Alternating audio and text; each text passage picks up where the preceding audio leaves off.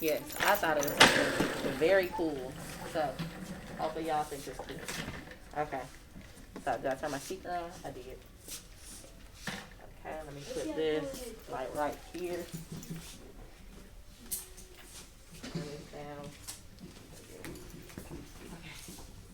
I'll put it out for right here.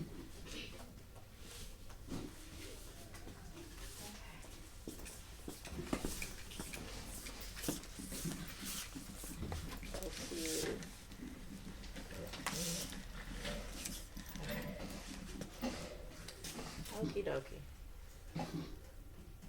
Well, I don't want it up too loud. So today I'm going to be reading this book called Stand Tall, Molly Lou Melon. Raise your hand if you've ever read this book before. Okay, good. So, okay. You may have read this book, but I'm going to read it in an even cooler way. So, I need everybody's full attention. Okay. So the name of the book is Stand Tall, Molly Lou Melon, and it is by Patti LaBelle, illustrated by David Catroy. Okay. So, here we go. Molly Lou Melon stood just taller than her dog and was the shortest girl in the first grade. Hold on. Let me connect it. It didn't connect. Do I get my earphone in? I don't have my earphone in. Is my speaker on? It's turned off. The speaker for you? Nah, speaker for me.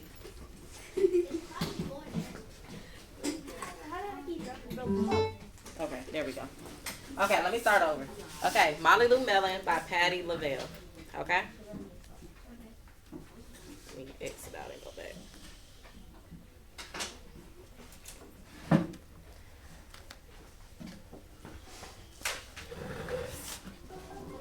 Stand Tall, Molly Lou Melon. Molly Lou Melon stood just taller than her dog and was the shortest girl in the first grade. She didn't mind. Her grandma had told her, walk as proudly as you can, and the world will look up to you.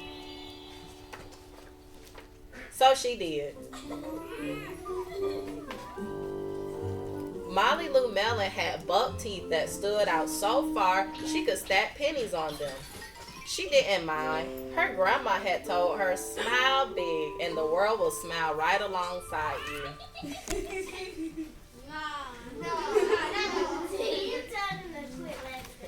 So she did.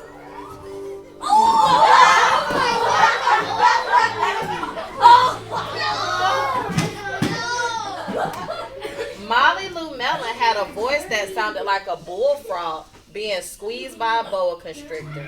She didn't mind. Her grandma had told her, sing out clear and strong and the world will cry tears of joy.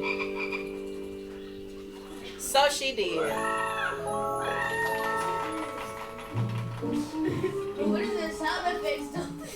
Molly Lou Melon was often fumble-fingered. She didn't mind. Her grandma had told her, believe in yourself and the world will believe in you too.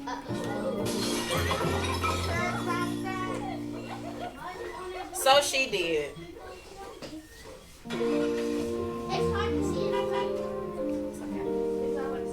Then Molly Lou Melon moved to a new town. She had to say goodbye to her grandma and all of her friends. Goodbye.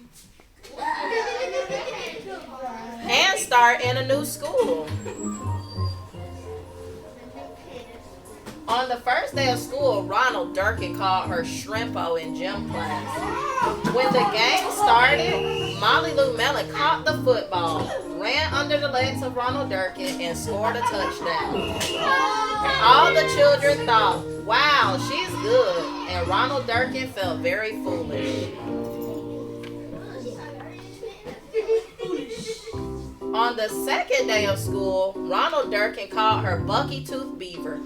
Molly Lou Melon took out her pennies, stacked 10 high on her teeth, and smiled as big as day. All the children smiled with glee, and Ronald Durkin felt very foolish. Look at that boy's baby. On the third day of school, Ronald Durkin said, "You sound like a sick duck. Honk, honk." Molly Lou Melon sang out a quack so clear and strong that it made Ronald Durkin somersault backwards, hit his head, and have to go to the nurse. All the children cried with joy to be free of Ronald Durkin for the rest of the afternoon, and Ronald Durkin felt very foolish. On the fourth day of school, Ronald Durkin said that she made the snowflake all wrong. But Molly Lou Melon opened up her paper and revealed the most beautiful snowflake of all. All the children oohed and awed, even Ronald. Wow. On the fifth day of school, Ronald Durkin brought Molly Lou Melon a stacking penny for her tooth and smiled at her. That night, Molly Lou Melon took out a pencil and paper and wrote a letter to her grandma. "Dear Grandma, I wanted to tell you that everything you told me was exactly right. Love, Molly Lou Melon." The end.